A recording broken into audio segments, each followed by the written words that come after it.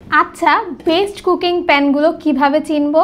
Best cooking প্যানগুলোতে কিন্তু ঢাকনা থাকতেও পারে, নাও থাকতে পারে, কিন্তু যদি ঢাকনা থাকে তাহলে কিন্তু ঢাকনার গ্লাসটা অবশ্যই টেম্পার্ড হবে, যার ফলে কিন্তু গরমে বা হাত থেকে পড়ে গেলেও কিন্তু ভাঙার কোনো চান্স নেই। এবং গ্লাসের সাইড দিয়ে কিন্তু খুব সুন্দরভাবে স্টিলের একটা ব্যারিয়ার দেওয়া থাকবে যেন হাত থেকে পড়ে গেলে ভেঙে না যায়।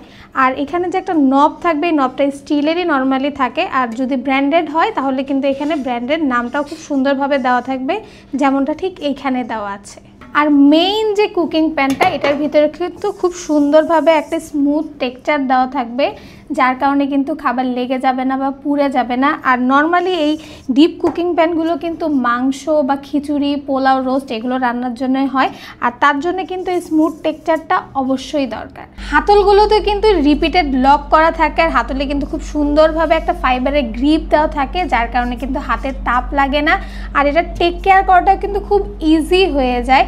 আর নর্মালি কিন্তু এই ধরনের ফিনিশিং এবং টেক্সচার কিন্তু লোকাল প্রোডাক্টগুলোতে থাকে না, ব্র্যান্ডেড এবং ইম্পোর্টেড প্রোডাক্টগুলোতেই কিন্তু এই ধরনের ফিনিশিং এবং টেক্সচার থাকে। আর এই প্যানগুলোর কিন্তু 5টি সাইজ হয়ে থাকে: 27.5, 29.5, 31.5, 33.5, 35.5 cm।